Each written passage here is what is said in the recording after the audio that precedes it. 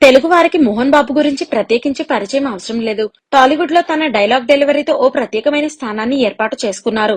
అప్పటి నుండి ఇప్పటి వరకు ఆ స్థానాన్ని అధిరోహించేవారు ఎవరూ రాలేదు. అంతలా తనకంటూ స్పెషల్ ప్లేస్ ను సంపాదించుకున్నారు మోహన్ బాబు. అందుకే తెలుగు వారంతా Mohan Babu dialogue king, collection king, మంచు మోహన్ బాబు అంటూ పిలుచుకుంటూ ఉంటారు. తెలుగులో కొన్ని వందల చిత్రాలలో మోహన్ బాబు నటించారు. ఎందరో ప్రేక్షకుల అభిమానం ఆయన సొంతం. అలాగే పలు చిత్రాలకు నిర్మాతగా కూడా వ్యవహరించారు Mohan Babu.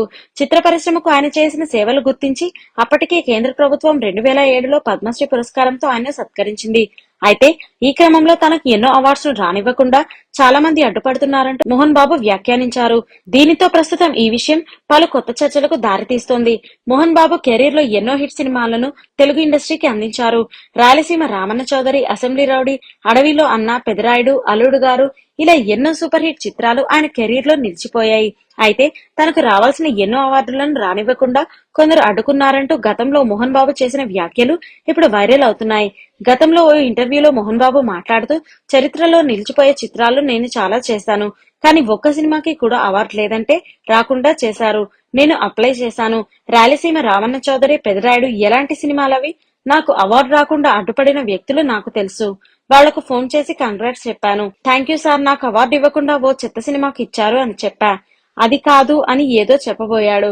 Don't talk to me. ఇంకా ఎంగిలి కూడుకు ఆశపడుతున్నారు.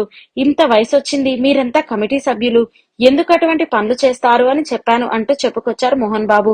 దీనితో ఈ వ్యాఖ్యలు ఇప్పుడు సోషల్ మీడియాలో వైరల్ అవుతున్నాయి. అదీ కాకుండా ఇప్పుడు అవార్డులు, పురస్కారాలు ఇచ్చే టైంకి ఈ వార్తలు బయటికి రావడం, వైరల్ అవ్వడంతో మోహన్ బాబు చేసిన వ్యాఖ్యలు కొత్త చర్చలకు దారితీస్తున్నాయి. ఇక మోహన్ బాబు చేసిన వ్యాఖ్యలకు పలువురు మోహన్ బాబు డేర్ కు హ్యాట్స్ ఆఫ్ అంటూ కామెంట్స్ చేస్తున్నారు.